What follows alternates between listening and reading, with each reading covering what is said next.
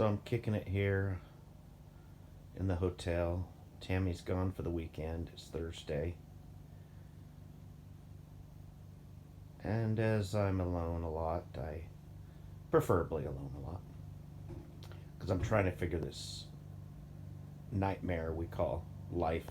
Trying to figure it out. Can't wake me up inside, save me from myself and the nothing I've become. Well, that tune, Evanescence, used to be a prayer of mine. And so I've attempted to wake myself up.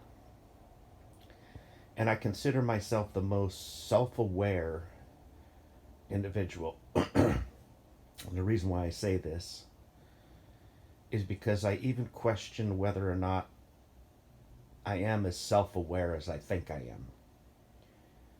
And I'm always trying to adjust my life to reality. I'm surprised that when I start talking to folks and I suggest that we lie to ourselves the most, some people get it. But I've run into people, interacted with people. It's really my own scientific experiment about bringing myself back to wholeness. Just because of things when I was young, I'd never interacted with people. I lived a very sheltered life. And then even in my adulthood, I was very sheltered. I don't even think I dealt with death until I was 16, maybe. So just very sheltered. Um, so I learn things when I go out, and the world is quite a rough, dark cesspool of sin.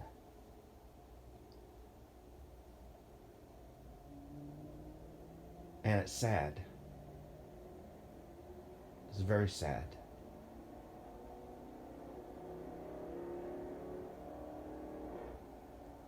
But I think a lot of folks don't ask themselves, am I lying to myself? Am I self aware? And even when I achieve self awareness, have I really achieved it? Because it's all about constantly questioning, being a good scientist. Am I right? That's why I don't write things down in pen, because I always reserve the right to be wrong. I found that served me good in life, and I find that it is serving me too well these days, because I see a lot of things. And I used to think that by virtue of the fact that I saw them, I should speak out. But I was wrong. The things I discern, the things I see in others,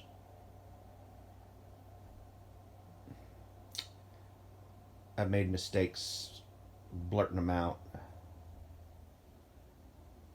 So even that precious insight on the nature of reality um, can only be spoken to those who can receive it, those who have an ear to hear. Pearls to swine kind of a motif. So I think as I sit here contemplating, I'm not going to talk as much as I have been in kind of throwing out verbal cues to see the room I'm in. I usually do that to figure people out, but even at this point, some of that stuff has gotten me in trouble. If there's anything that I could divulge to people that would tell them who I am, it would be at the core a scientist. I'm constantly attempting to learn by interacting, and I've done a lot of things just to prove to myself certain things about myself. So the self awareness lectures turn into late night confessions. Um, this will be the last time I talk about it, but it'll be here with a date stamp. But I can read most everybody's mail. It's an old saying about being able to look into their personal lives by, reading their minds. I'm not a mind reader. I am a nature of reality metaphysician who can actually see the things that I've read about.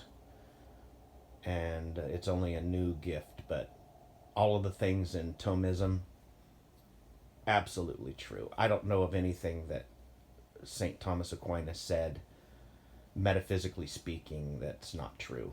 Because I can just see it, discern it. All of reality is one in many parts and wholes and essences, concepts, and it's the world is not as black and white as people think it is. Matter of fact, there's no such thing as black and white. And this I want to call the problem of perspective, because even the most sincerest actions can be seen from a perspective of darkness, and vice versa, and verse versa. And so I haven't figured everything out, except I think I have, after 5 years, possibly known myself a little bit more. I know where I've come from. I know my demons. I know my brokenness. I know my holes. I know what I lack.